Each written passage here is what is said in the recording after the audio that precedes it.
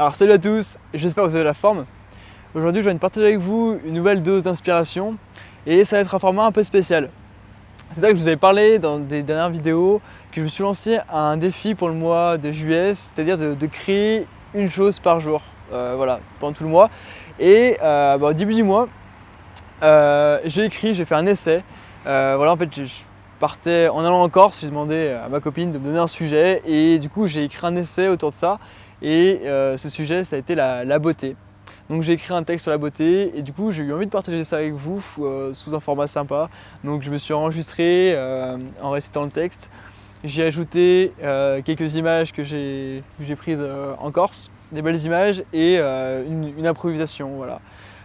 Donc j'espère que vous avez passé un bon moment et j'espère que ça vous inspirera. La beauté ne peut pas exister sans relation. La relation entre le sujet, la chose qui est belle, et la personne qui se focalise dessus. La beauté naît de cette relation. La beauté émerge de l'interaction entre une conscience et un élément qui attire son attention. La beauté n'est pas forcément quelque chose qui s'observe avec les yeux. La beauté peut se ressentir. Elle peut être appréciée à l'écoute d'une musique ou de toute autre chose invisible. Lorsque l'on trouve quelque chose de beau, ce n'est pas la chose qui est belle en soi, c'est ce que cette chose provoque en nous qui est belle. Tout est une question de sensation qui va bien au-delà des mots. C'est pour cette raison que la beauté est profondément subjective. Elle dépend de notre niveau de sensibilité, et chaque être humain a une sensibilité différente. La personne qui est habituée à voir le soleil se lever au-dessus de l'océan depuis 30 ans ne sera peut-être pas autant sensible à la beauté que la personne qui voit cette même chose pour la première fois.